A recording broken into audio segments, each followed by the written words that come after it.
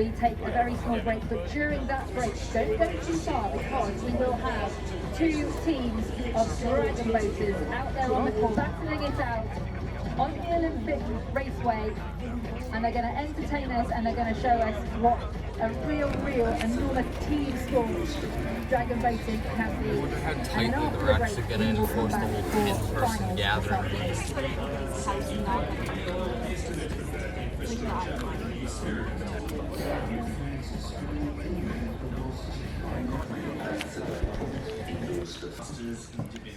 I really was overwhelmed. There's so many of us in the room. We are overjoyed. Ordained as a priest in the 1980s, he moved to Peru, rising to be bishop in the Northwestern Diocese.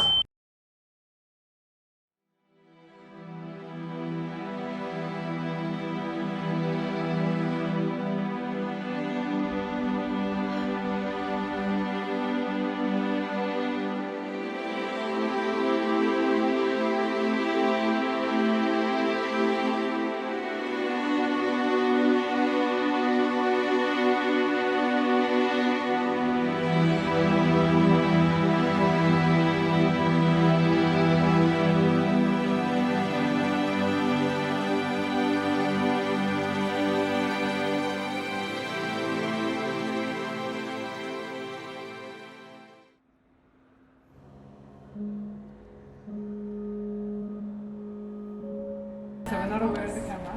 We're not. Promise I'll listen to you. Okay. Yeah. Alright, we'll have How about that? Yeah. Are you gonna get a job? Well, Are you gonna say this? like, It's nightclub or I something? might be something soon. Oh, fabulous.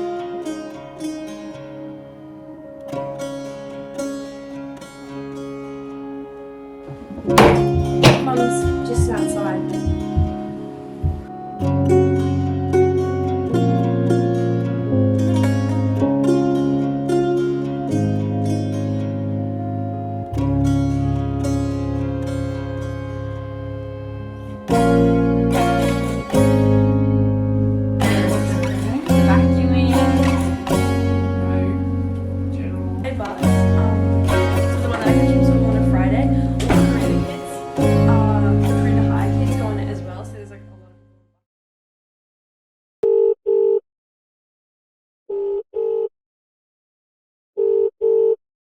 Hi Olivia. So I got a job offer in Switzerland and I'm moving over there for work. You need to make the choice if you're going to live with me or live with Mum in the next 3 weeks.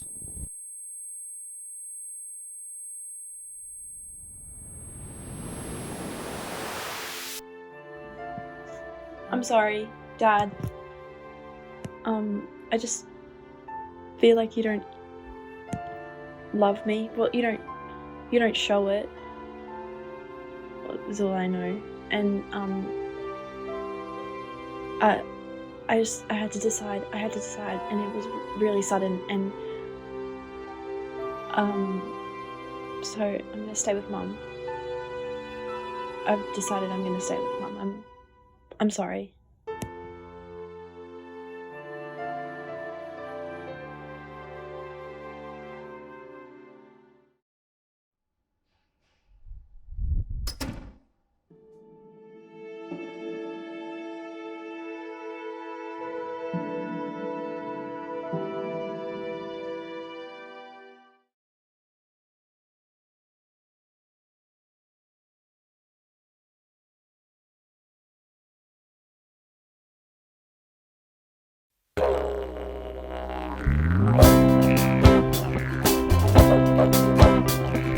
Wasn't expecting the school to be in a hospital, that I had to attend the school whilst I'm in hospital.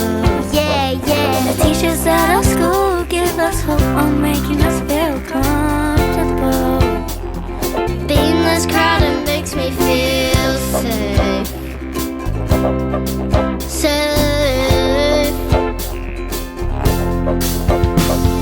School helps me to get out of my room. School helps me to be distracted from all my problems.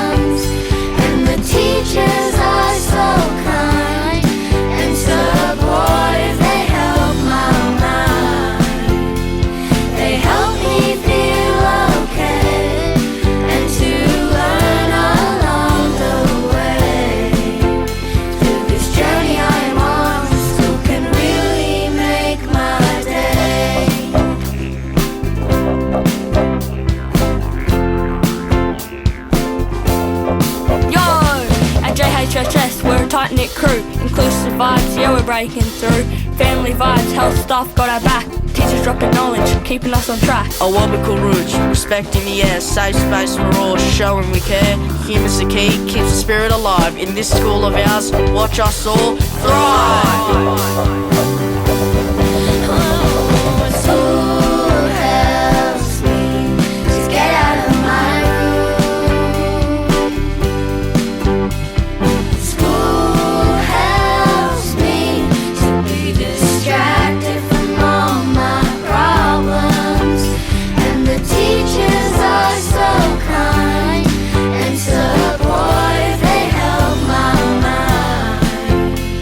They help me feel okay and to learn along the way. Through this journey I'm on, school can really make my day. School helps me to get out of my room. School helps me to be distracted from all my problems. And the teachers are so kind and supportive, they help my mind. They help me feel okay and to learn along the way. Through this journey I'm on, school can really make my day. Through this journey I'm on, school can really make my day. Through this journey I am on, John Hunter Hospital School makes my day.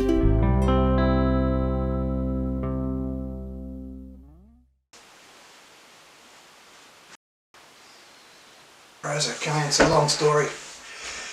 Have a seat. Yeah, what's up? What do you want to talk to me about? This plant was in the care of your Uncle Casey. But I'm sorry to say, Uncle Casey's dead. God. How? Well, you know how he bought that land out near Gilgandra? Kinda. Yeah, well, he had this plant planted out there. He planted it well away from town. But it's a pot plant. I know, but it's not meant to be. It looks like a peace lily, but it's not. Well, then what is it? Because what I'm about to say is going to sound a little crazy. Dad, it's just a plant. Rosa, it's not just a plant. This plant has very strong root system that spreads right throughout the land around it. Does it flower bigger? I don't know, honestly, I've never seen it before. But that's not the point. What it does is the roots create a blight. Like a crop blight. Yeah, like a crop blight on anything the roots come into contact with. How big's the radius? I don't know. I'm told it was about 4 kilometres. But your Uncle Casey reckons last time it was more like 7. Even the grass? Yeah, even grass. We can't plant it then. What are the cattle going to graze on? I know that, Rose. I don't know where we're going to plant it yet. Look, I'm getting as flustered as you are. You need to tell me right now why you're even considering planting this, by your own definition, slowly expanding death plant that you got from your brother. Yeah, who got it from Granddad, who got it from his dad, and so on. What? Look, I know it looks like a peace lily. It's related to the peace lily, but it's not. It's called a Spathiphyllum metazoi. Spathiphyllum in Greek means broad and leaf, and metazoi means afterlife. What? Yeah, so what this complex root system also does is it creates a space for all of us in our family after we die.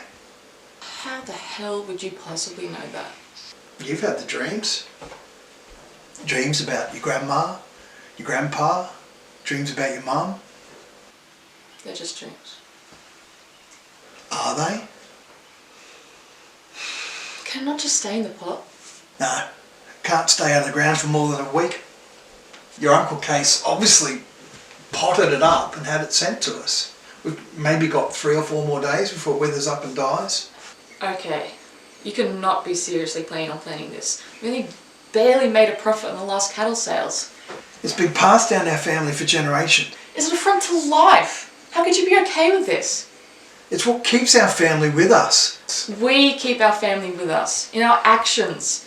Has all that sentimental drivel we've ever heard at every funeral we've ever been to just gone in one ear and out the other? Look, if you believe that drivel, why can't you believe the opposite is true? Because it's wrong. It's fundamentally wrong. You're a farmer. It's an affront to life. You're supposed to let life die and make way for new life, not the other way around. Do you want to give up on our family? How do you even know they're okay in there? How do you know it's not agonising? Do you want to kill yourself to find out? Maybe Uncle Casey did. Look, I wouldn't expect you to understand. I'm not going to let you just plant this. Rosa, I need some time.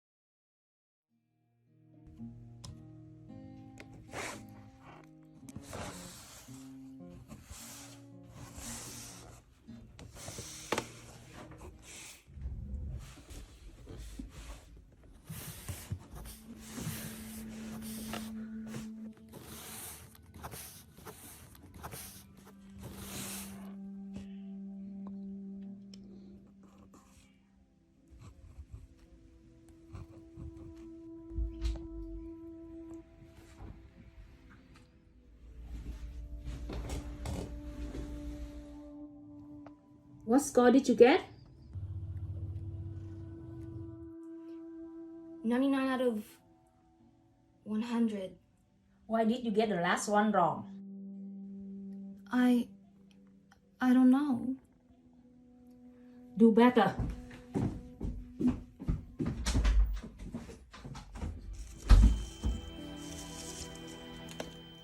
Your final exam is in a month. Your teacher's given you 5 practice tests to prepare. The grade you get on these tests will be the grade you get on the final exam. If you fail the practice, You will fail the exam. My daughter will not be a failure.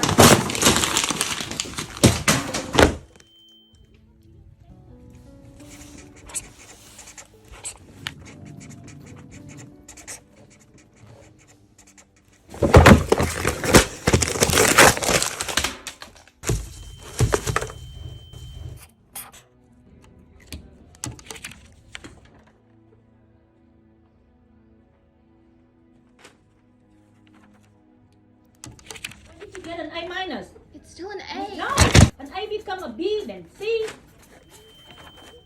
Failing. Do you want to fail? Then study harder. Okay.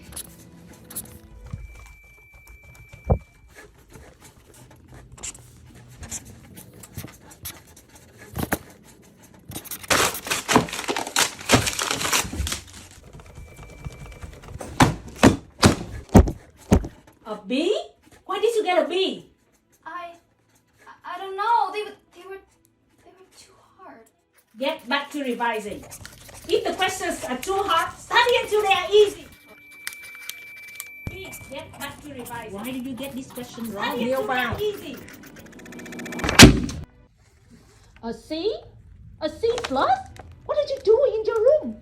You're not even studying. I am. I promise. I'm studying so.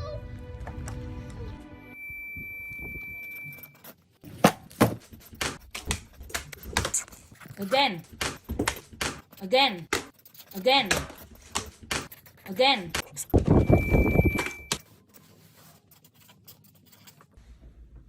Again.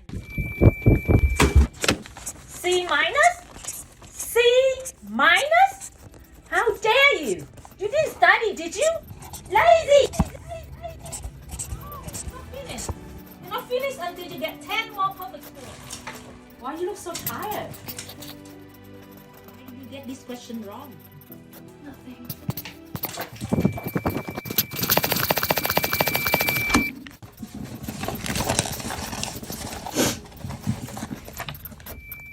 Why did you get this question wrong?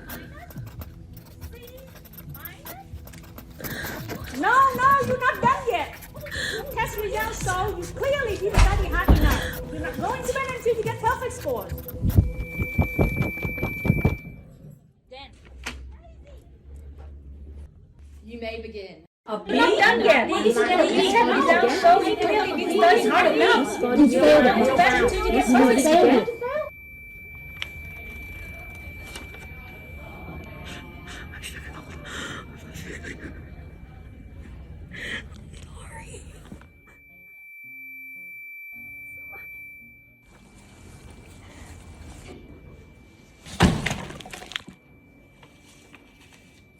I'm sorry.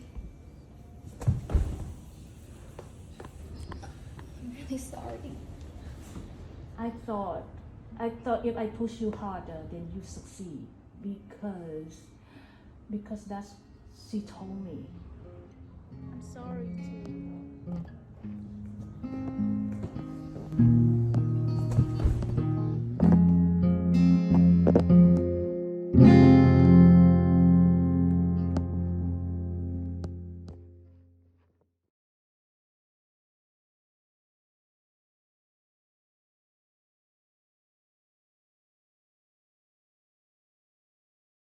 Hermit and Daisy had spent their lives together in rural Western Australia, mastering the delicate art of married life, knowing exactly which battles weren't worth fighting. When Daisy passed on, Hermit discovered that without her gentle tyranny organising his days, he had absolutely no idea what he was supposed to be doing. There were always parts of Daisy with him. The woman who had spent 50 years with him had left him with 20,000 hectares, one broken windmill, and no one to share his biscuits with. Now, Hermit had no one. Or so he thought he had no one. In the questionable sanctuary of 78-year-old Hermit's home resides a four-legged terrorist. Duncan, better known as Dunny, came into Hermit's unfortunate possession after his late wife Daisy suffered what can only be described as a catastrophic lapse in judgment. Dunny operates on a simple philosophy. Hermit's peace of mind is a personal affront that must be dismantled at all costs. The concept of letting the old man have 5 minutes to himself is as foreign to Dunny as quantum physics or basic decency.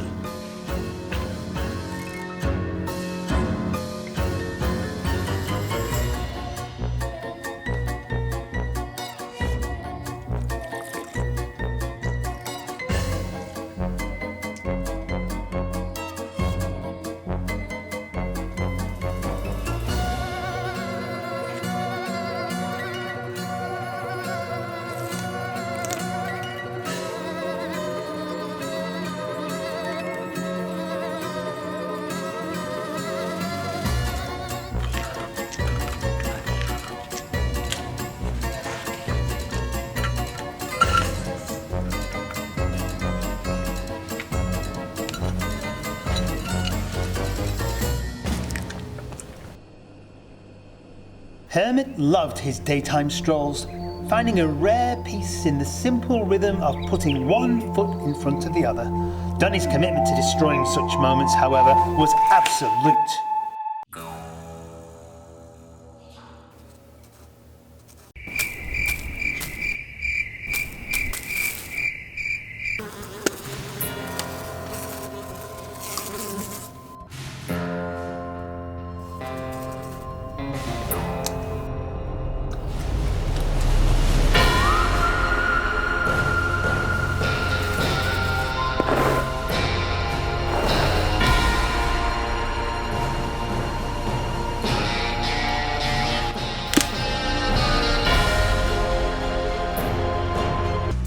Another incident that involved Dunny's destruction was when he spotted the butcher's shop. His eyes lit up with the unholy glee of a pyromaniac discovering matches. Hermit's questionable hip was never going to stand in the way of destiny.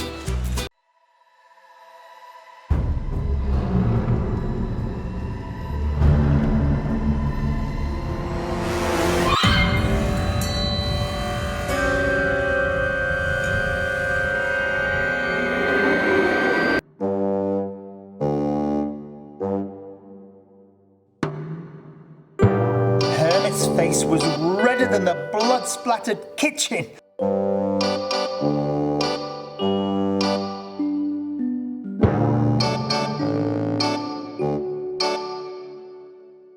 Now, in the twilight of their years, evidence of dear old Dunny's bowel misfortunes were often found on Hermit's bedroom carpet, and yet the vet's news Hermit received was not to bring him any relief. 7,000 for a hip replacement, you say? Mine hasn't worked properly since before disco was popular. At least his might actually bend. I don't have that kind of money. I know what I have to do.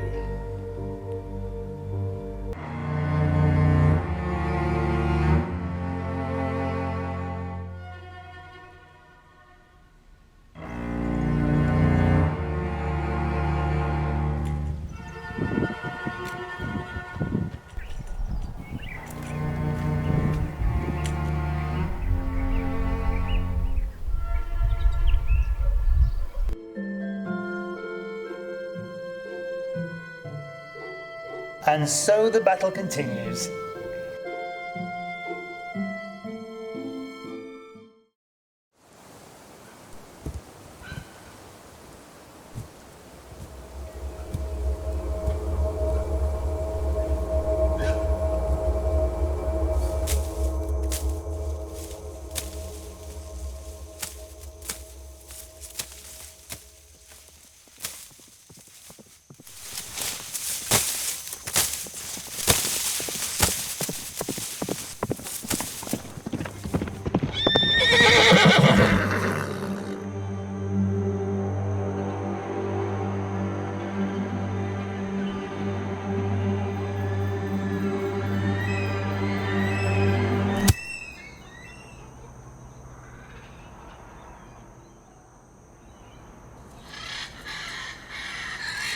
Albert, my old friend.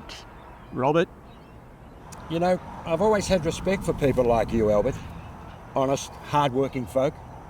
Out here in the heat, breaking your back so those in the colony can have sugar for their tea.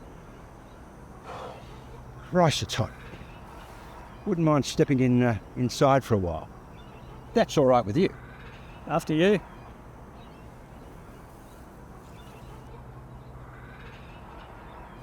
What happens if you just stop tending this cane?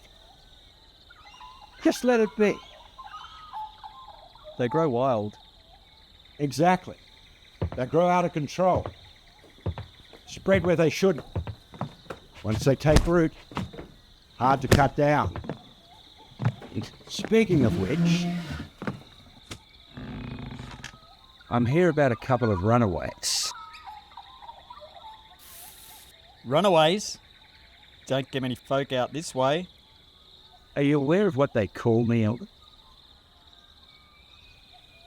The White Hand. That's right. And you want to know why? When this hand touches something, Albert, it turns white. Mission brat, runaway, half-caste. Doesn't matter. Sooner or later, they all end up back at the mission, scrubbed clean. No black stays black too long under my watch, Albert. I'll put it to you simply. Do you know the whereabouts of these two blacks? No, sir. I haven't got the slightest. You wouldn't lie to me, would you, Albert? Albert, you're not holding those enemies of progress, are you? Because if you did that act, you'd be an enemy of progress too. I'm just a farmer, Robert. All I'm doing is tending to my crops. And if you don't mind, I got sugar on the boil. If it's not tended to, it's going to burn. I'll let you go, Albert. After all, nobody likes burnt sugar. I'll be off in a sec.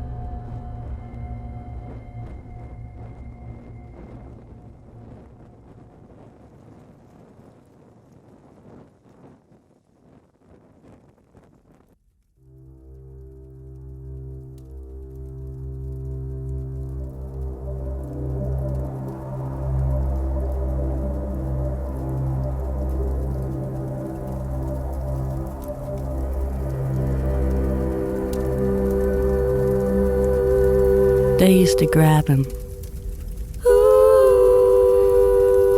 Policemen used to grab all the kids, you know, some half-caste, some really. Little bit dark, you know. Grab them, send them away.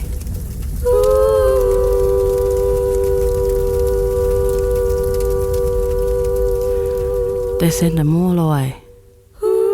And I used to swim with them kids too, with growing up. And they used to call me mermaid, 'cause I had a long hair, blocked myself with a long hair.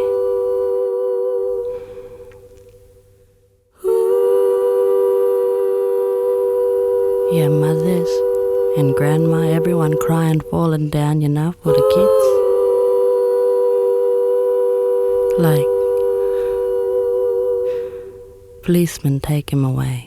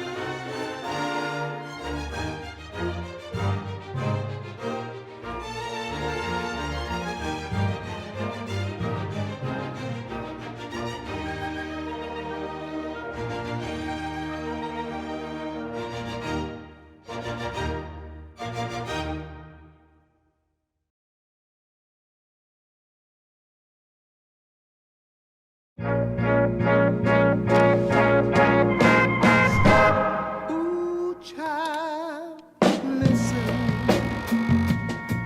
Naturally, the voice within me that speaks to thee. Am I really what you want? Am I really what you want? 'Cause it's love that makes a woman, and the woman makes a man. And I love you. Won't you reach out and take my hand and tell me what you gonna do? I promise I'll be there. Don't you know that I love you? You know how much I love you.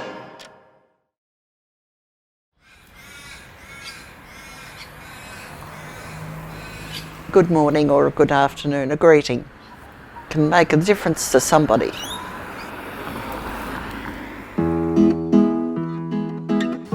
Testing 1, 2, 3, 4. My name is Ruth Hodgson. I'm a school crossing supervisor. I've been doing the job for 29 years and I love it. You can never be in a bad mood when you arrive in the morning and see one child smile. It just makes your day. I've gone through 5 principals since I've been there. Yeah, a lot of changes. Have a great day, guys. Good morning, Gracie. Good morning.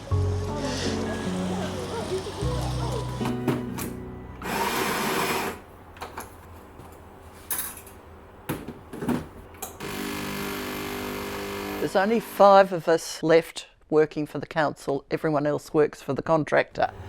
Last term, the week before the end of term, the council called us in. They said either you go to the contractor or you're made redundant, just giving us the 1 week notice. 29 years I've been with there, same crossing. And that was basically it. I was in shock.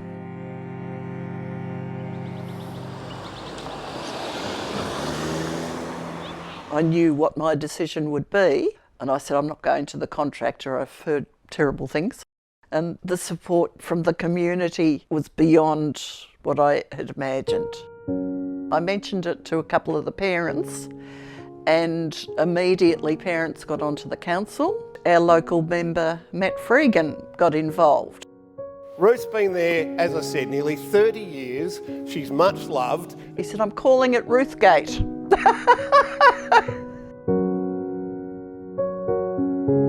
The parents had come down to the school at 7:30 in the morning and with chalk had drawn messages all over the crossing, the footpath, everywhere. And I just arrived and I burst into tears. Can I blow my nose?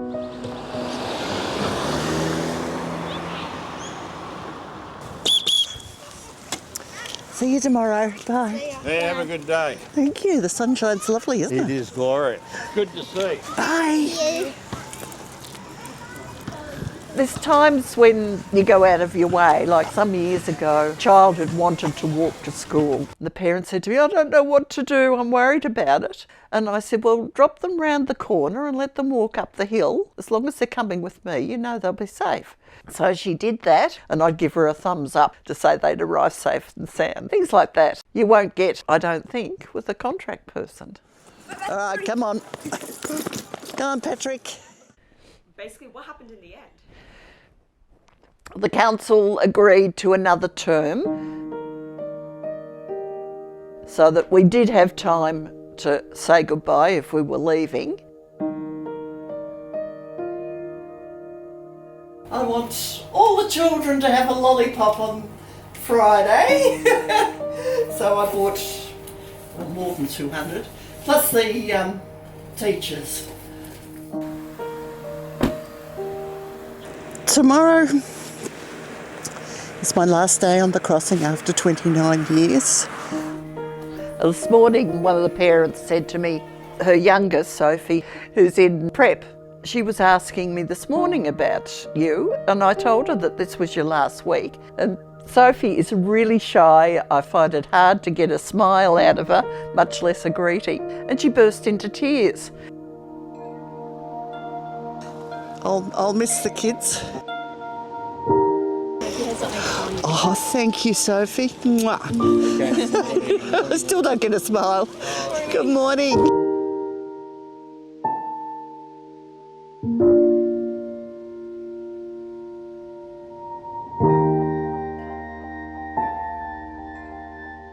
If I had one message to give the world, smile. A smile can do more than you'll ever imagine.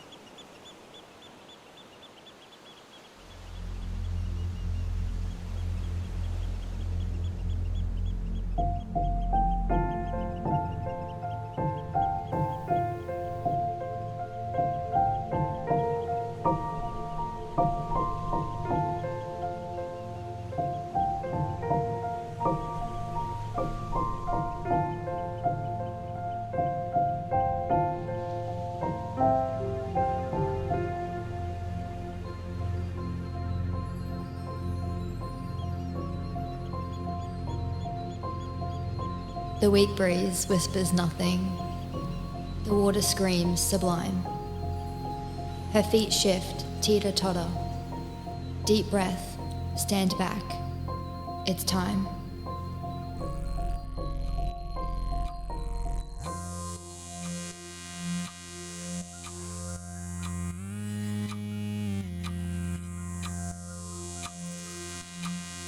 Toes untouched the overpass.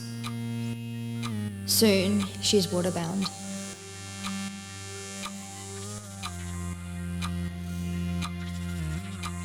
Eyes locked shut, but peek to see. The view from halfway down.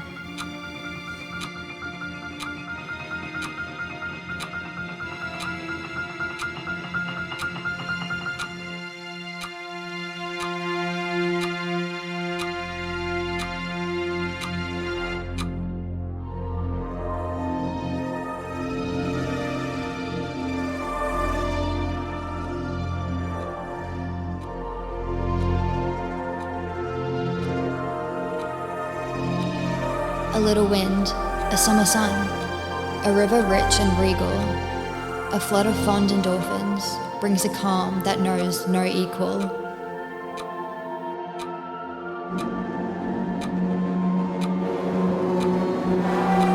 You're flying now, you see things much more clear than from the ground. It's all okay, it would be, were you not now halfway down. Crash to break from gravity. What now could slow the drop? All I'd give for toes to touch, the safety back at top. But this is it. The teeter's done. Silence drowns a sound. Before I leaped, I should have seen the view from halfway down. I really should have thought about the view from halfway down. I wish I could have known about the view from halfway down.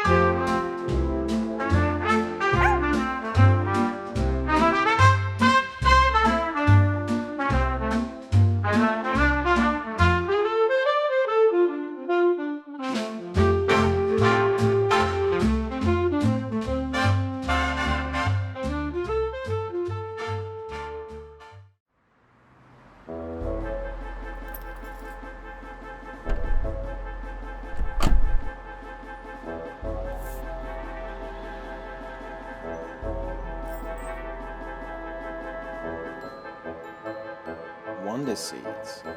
Regrow your departed? Only $2.99?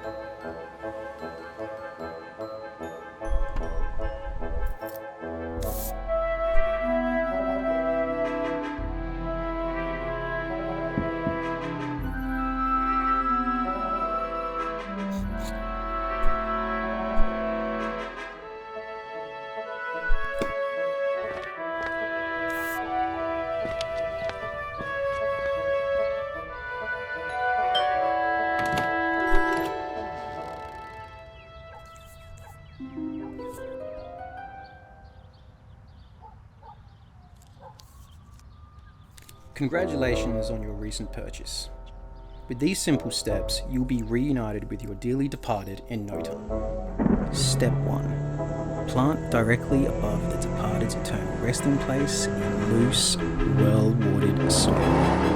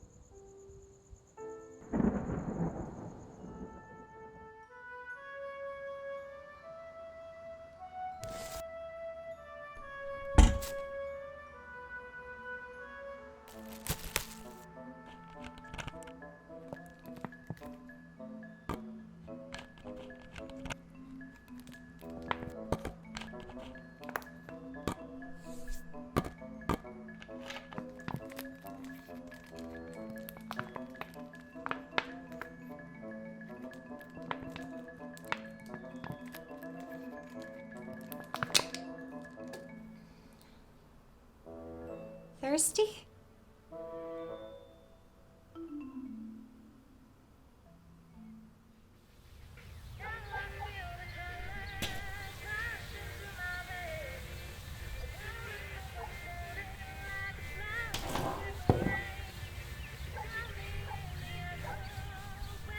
Lost my name, and I'll never be the same.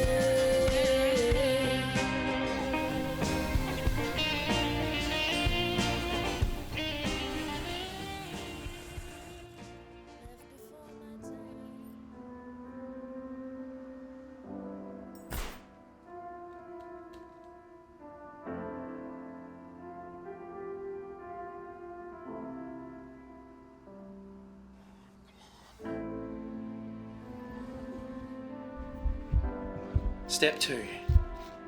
Remember to keep a loved one thoroughly watered throughout flowering duration to prevent premature deterioration and/or spontaneous combustion. Thanks for choosing Mr. Lee.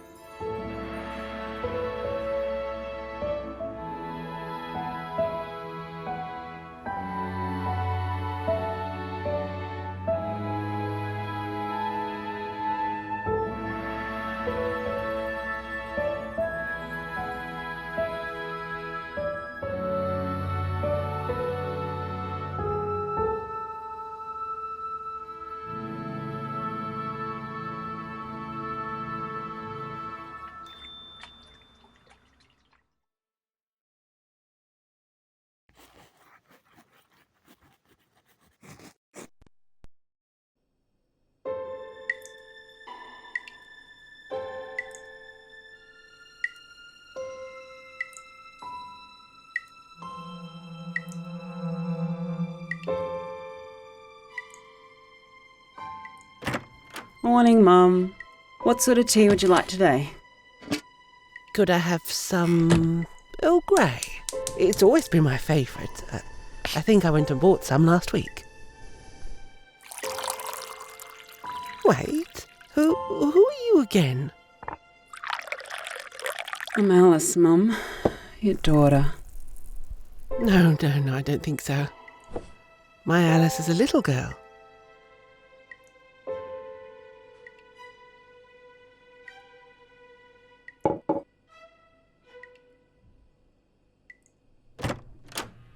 Morning, Mum. What sort of tea would you like today? Earl Grey's always been my favourite. I think I bought some last week.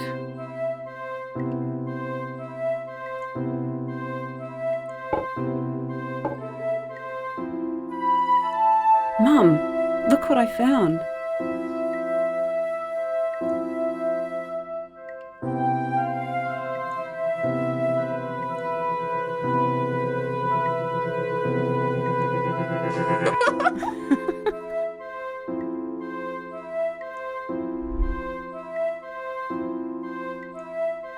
Who are they? It's us, Mum. Us?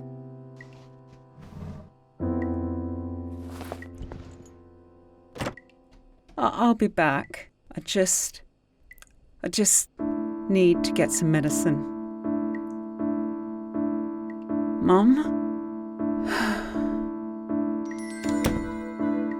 They must be important to her.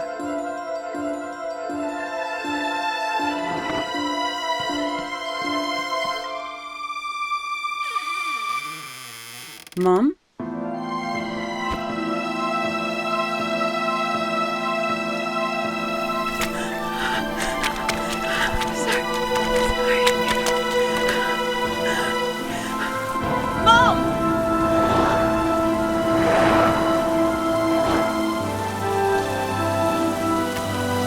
Let go of me, I don't know you.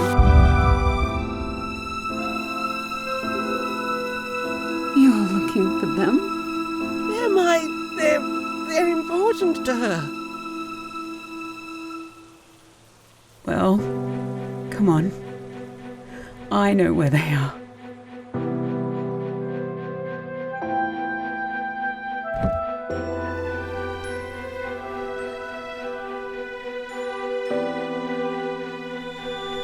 Who are they? They're a mother and daughter we used to know. I used to be a mother once too. How I miss my Alice. Know that she misses you too.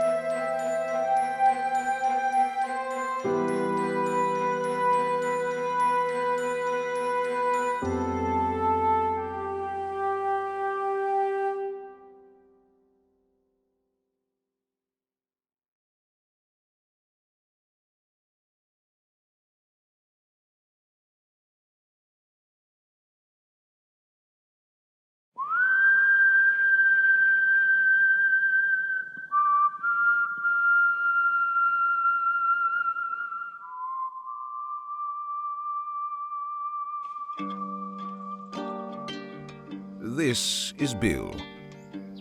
Bill is the caretaker of this garden. He waters the plants, clears the pathways, and fixes things that often don't need fixing. But on one particular day, Bill stumbled upon something unusual, something that didn't belong, hidden away in an unusual place. It was an egg.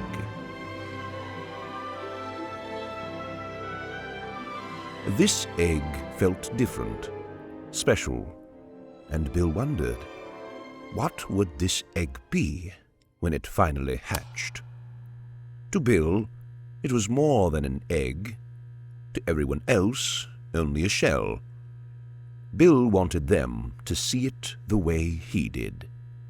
Did you know there are two parts of the human body everyone recognizes first? The eyes, the first thing a baby learns to follow. Circles and dots that trick the brain into saying, alive. Eyes mean awareness, connection. And the mouth, a single curve that turns a shell into a face.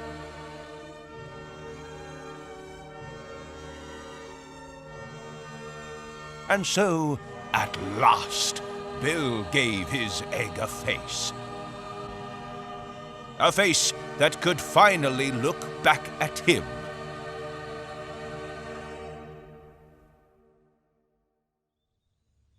Bill marked his calendar. 21 days, the time it takes an egg to hatch.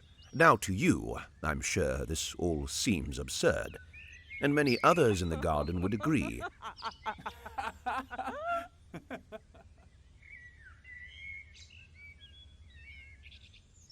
All except one.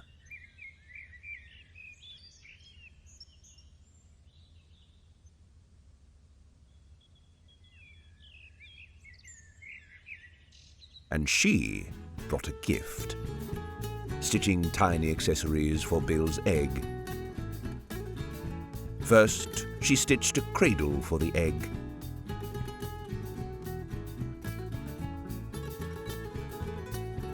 Always close, of course. Then came the beanies. A blanket, because of course an egg gets cold. The girl stayed close, stitching, smiling. Bill even enjoyed her company. But sometimes he wondered if she saw the egg the way he did, or if she was only humoring him. Bill lived in an old abandoned community hall. Not cozy, but empty, and Bill liked it that way. Trust never came easy to Bill. The only person who could hatch this egg was himself. When it hatched, his true friend would arrive, one who'd never leave. A private little world, safe from trouble.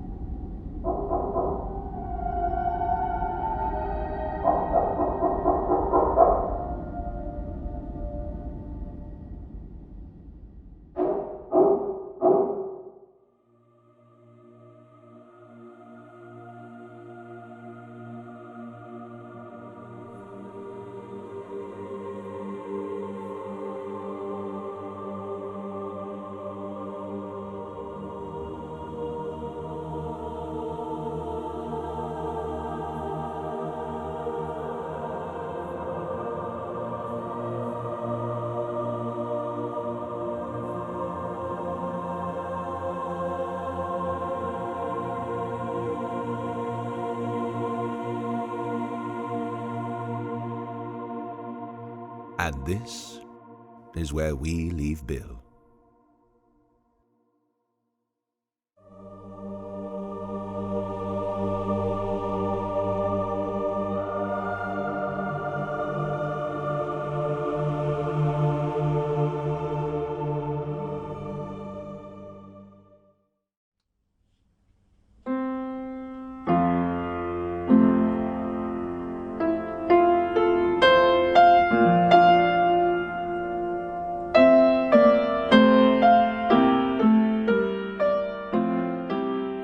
I think my dog is dying.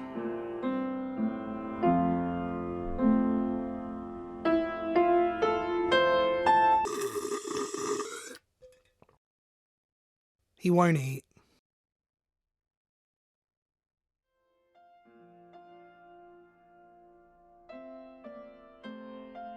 He won't even move.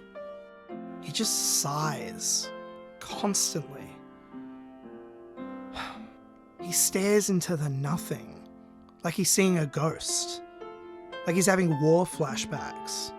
He's a dog, he's never even been to war. Something's very wrong. I can just feel it. I read somewhere that dogs can die of heartbreak. What sort of preparations does one make when their pet is dying right in front of them? Especially when it's something as invisible as heartbreak. It's not like he has bowel cancer or he got hit by a fucking truck. I think this is a sadder death.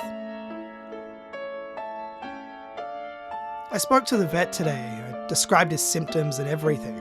Of course, they seem to think he's fine, as if I haven't been standing here beside him watching him decay for the last week.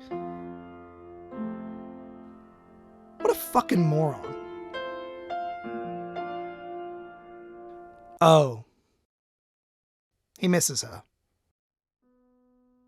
I've been telling myself it's just him, like I've been doing him a favour by falling apart for the both of us. But I think it's me. I think I'm the one that's not eating.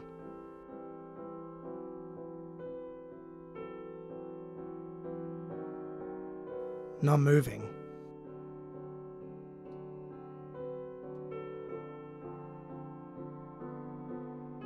I think I'm the ghost he's been staring at.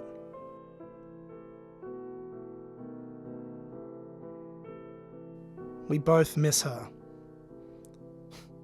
She used to call him Little Man. She used to play with him on the floor. We loved her. How did we fuck this up, Little Man?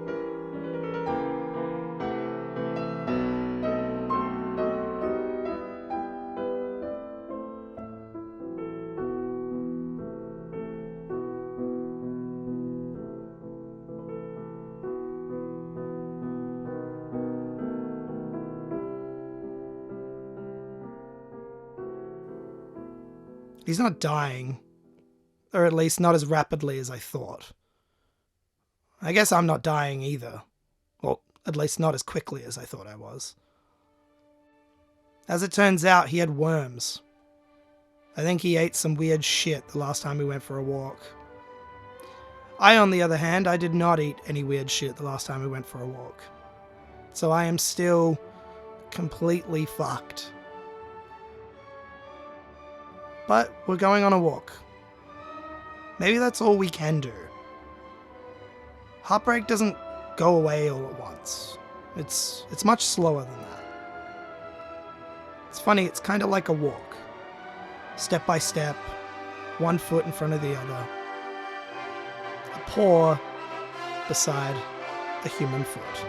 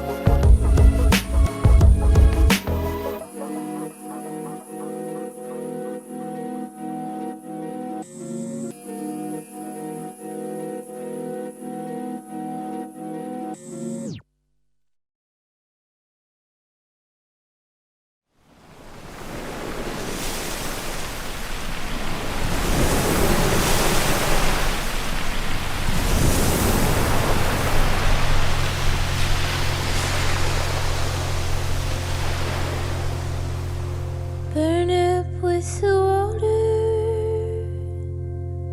the floods around the plains, the planets in rows. Who knows what they contain? And my brain is like an orchestra playing on insane.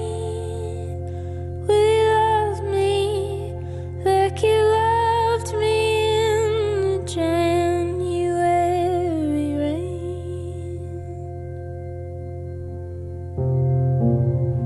Mom and Dad and violins, somber country silence. The needles stop the kicking, the clothespins on the floor, and my heart is playing hide and seek, the wait and count to four. Will you love me like you loved me, and I'll never ask for more?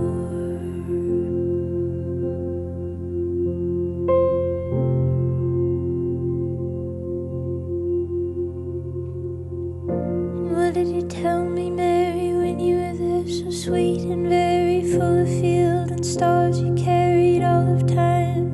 Oh, in heavens, when you looked at me, your eyes were like machinery, your hands were making artifacts in the corner of my mind. Monastery, monochrome, boom, balloon, machine and all, diamond rings and gutter bones, marching up the mountain with our aching planet, high and smiling, cheap drink, dark and violet, full of butterflies, the violet tenderness, the sweetest silent, the clay you find is fortified. We felt unfocused fade, the line, the sugar rush, the constant hush, the pushing of the water gush, the marching band when April ran, my June bugs fly and push your gin Jacob with the tired wiry brandy look. Here we go round, Mary, in your famous storybook. We overcome the sirens, we look both left and right, and I can feel the numbness accompany my plight, and I know that someday soon I'll see you, but now you're out of sight, and you kiss me like you used to in the January night.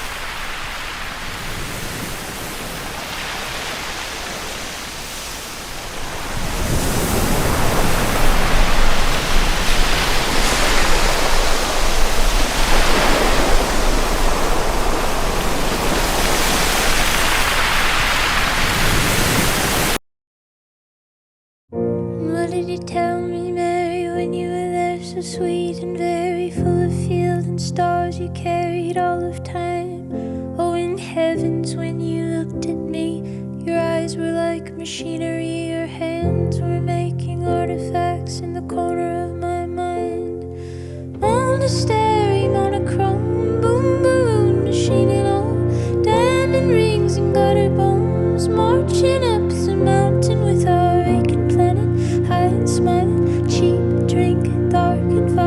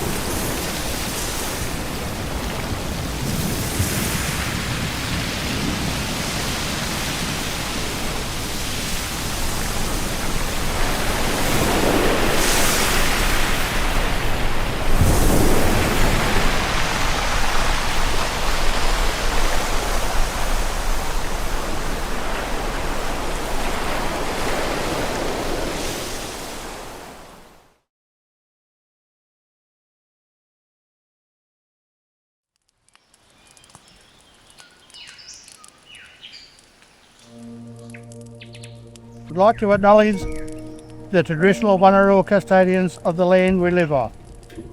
We pay our respects to all elders, past, present and emerging, and the Stoller generation.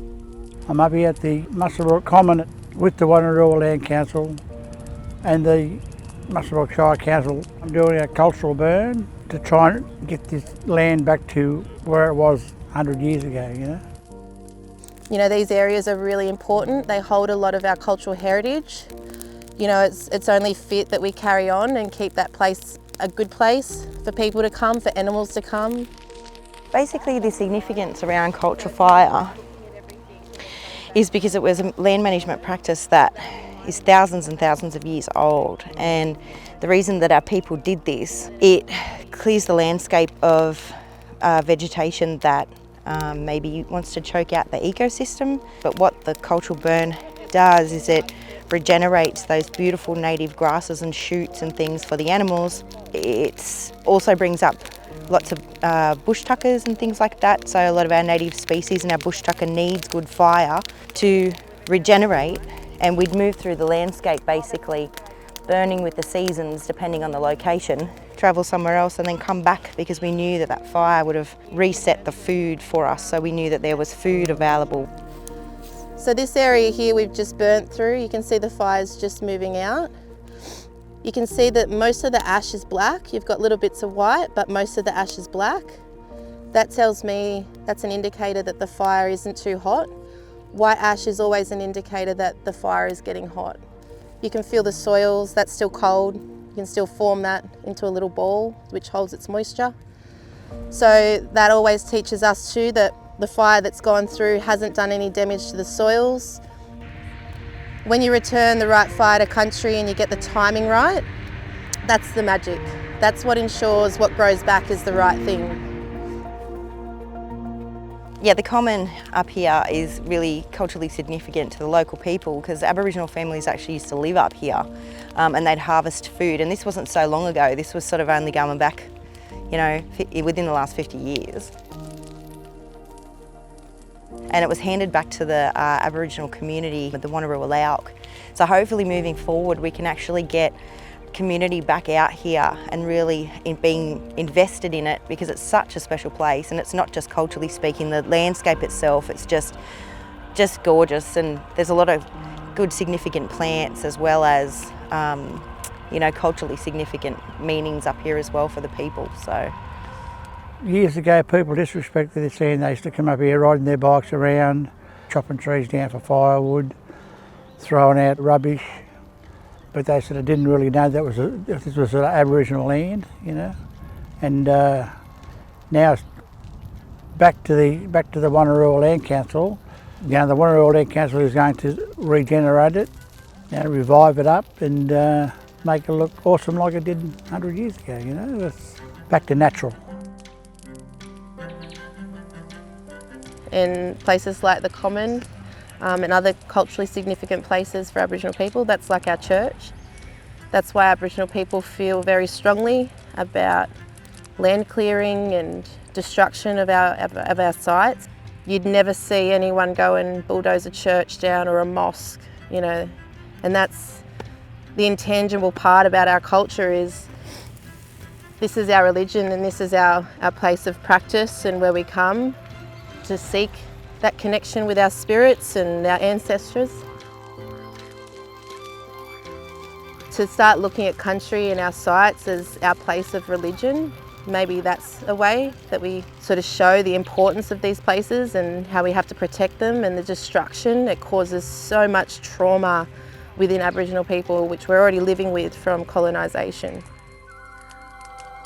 You know, you see a lot of mental health issues in Aboriginal communities. I know for me, being connected back to country and understanding fire law was a big part of my mental health journey. And when I'm feeling a little bit lost or, you know, overwhelmed, I just go out in the country and quite quickly it's like she wraps her arms around you. So when we go to these places like the Common, it's like, you know, going to church. This is where we're most connected, it's where we're most protected. And you leave country every single time feeling different. You know, country looks after us, so we look after country. It's really important.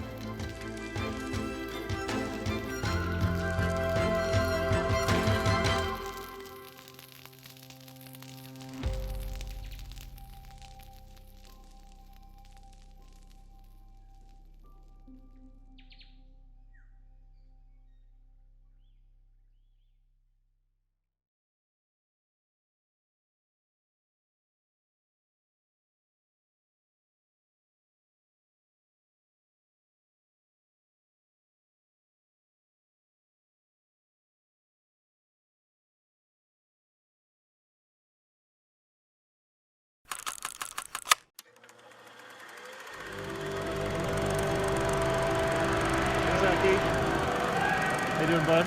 Having fun?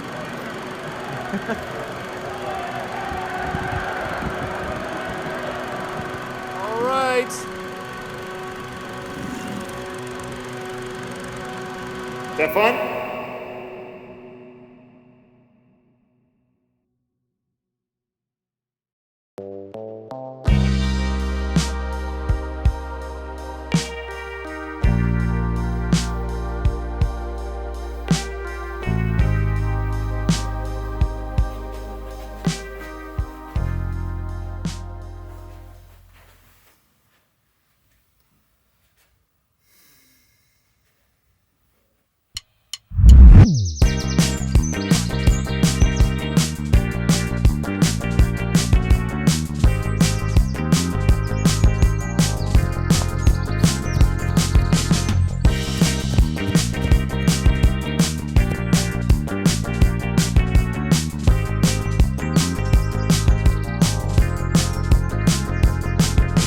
Thoughts pass through my head when I'm falling asleep.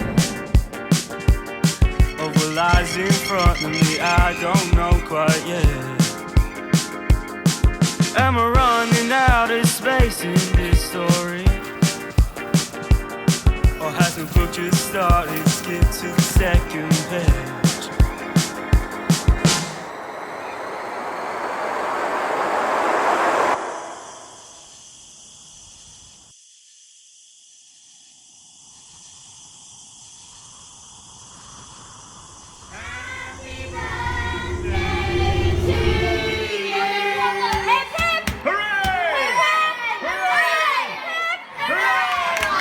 Wow, I'm exhausted looking at that. Cause I feel out of control. I can't see anymore where I'm gonna end up. On the very edge, and my ready to jump. Don't know if I'll end up. Take me for a ride. Back to when I had nothing on my mind. Just a kid who wanted to be a man. I wanna walk in shoes. Zach, you wave. Bye-bye.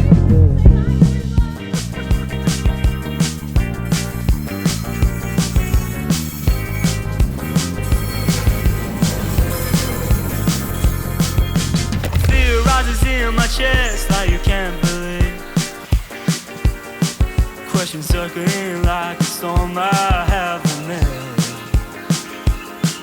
Like, is this a leap of faith I'm yet to face? Or just a stumble down the road I'm meant to take? Cause I feel out of control. I can't see anymore where I'm gonna end up. On the very edge, and my ready to jump. Don't know.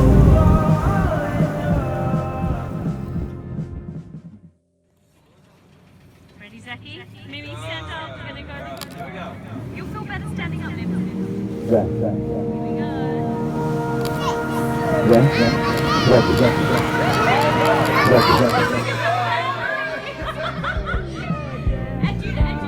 Zach. It's a leap of faith.